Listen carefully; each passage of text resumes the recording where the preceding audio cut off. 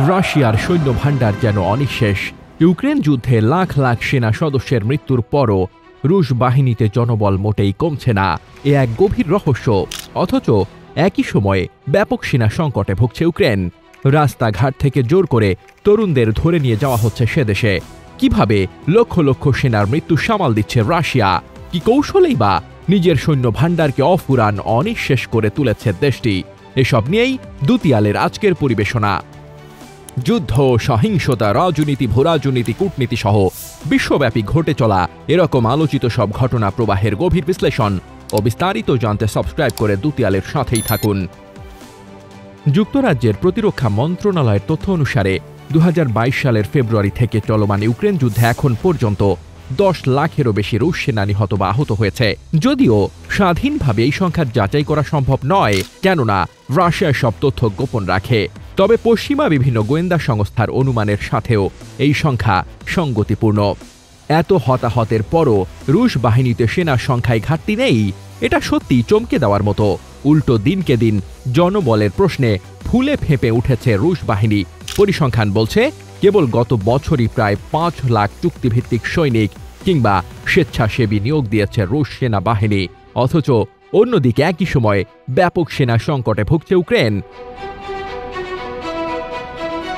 রাস্তাঘাট, হাটবাজার, ঘরবাড়ি থেকে তরুণদের ধরে জোরপূর্বক সেনাবাহিনীতে ঢোকানোর অভিযোগ উঠছে ইউক্রেনীয় নিয়োগ কর্মকর্তাদের বিরুদ্ধে। রাশিয়াকে একেবারেই এ ধরনের কোনো সমস্যায় ভুগতে হচ্ছে না।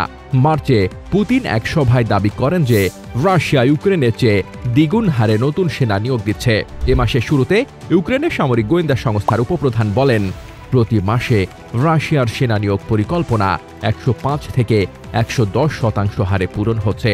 এতে করে এ বছরের শেষ নাগাদ খুব সহজেই তাদের লক্ষ্যমাত্রা পূরণ হবে। কিন্তু কিভাবে সেনা নিয়োগে এতটা সফল হচ্ছে রাশিয়া, সেসব প্রশ্নই সামনে আসছে।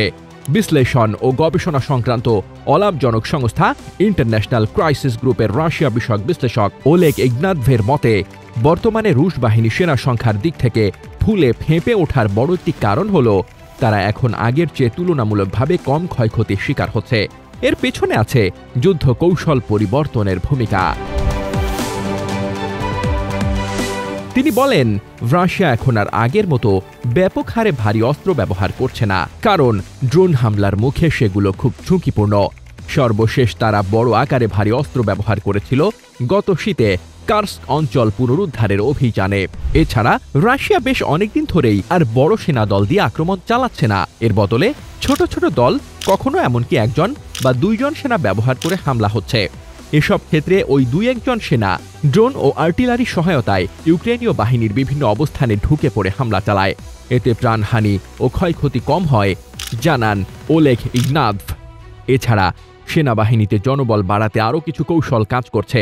এর মাঝে একটি হলো আকর্ষণীয় বেতন। গত বছর পুতিন এক ডিক্রি জারি করে নতুন চুক্তিভিত্তিক সৈনিকদের জন্য এককালীন প্রায় $4,970 বোনাস ঘোষণা করেন, বাংলাদেশি টাকায় যা 6 লাখেরও বেশি। শুধু তাই নয়, স্থানীয় কর্তৃপক্ষকে এই অর্থ অন্তত দ্বিগুণ করে দেওয়ার ব্যাপারে উৎসাহিত করা হচ্ছে।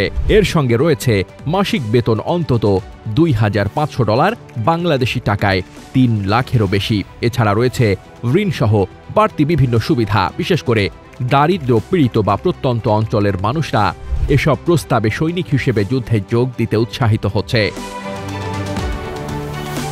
সমর বিশ্লেষকরা বলছেন, দরিদ্র, বেকার, অভিবাসী শ্রমিক, বিদেশি নাগরিক বা নতুন নাগরিকত্ব প্রাপ্তদের কাছে এই বেতন অনেক আকর্ষণীয়, কারণ তারা অর্থনৈতিকভাবে দুর্বল।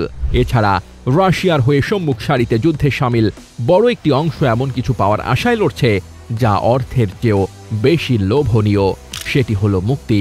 যুদ্ধের শুরু থেকেই খুন ও ধর্ষণের মতো অপরাধে দণ্ডিত কয়েদিদের মুক্তি দিয়ে তাদের ইউক্রেনে পাঠানো হচ্ছে।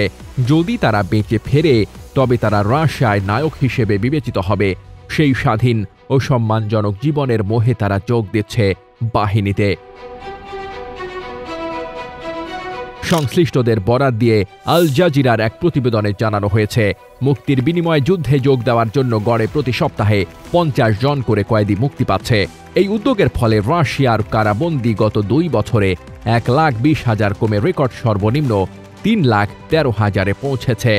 চলতি বছরের ফেব্রুয়ারিতে মস্কো ভিত্তিক গণমাধ্যম এমকেও এমন তথ্য জানায়। বন্দির সংখ্যা কমে আসায় রাশিয়া জুড়ে অনেক কারাগার বন্ধ করে দেওয়া হচ্ছে। তবে সৈন্য ঘাটতি পূরণ করতে যে সবসময় রাশিয়াকে এসব কৌশল প্রয়োগ করতে হচ্ছে সেটি নয়, বরং এর বাইরে কেবল দেশপ্রেমের প্রেরণাতেই বিপুল সংখ্যক মানুষ যোগ দিচ্ছে রুশ সেনাবাহিনীতে। এই যুদ্ধকে সমর্থন করছে তারা। চলতি বছরের শুরুর দিকে অলাভজনক রুশ জরিপ সংস্থা লেভাদার জরিপে দেখা যায় ৭৫% রুশ জনগণই ইউক্রেন ও পশ্চিমাদের বিরুদ্ধে চলমান এই যুদ্ধকে সমর্থন করছে। আর এসবের জেরেই অনিঃশেষ হয়ে উঠেছে রাশিয়ার সেনা ভান্ডার। News desk, দুতিয়াল।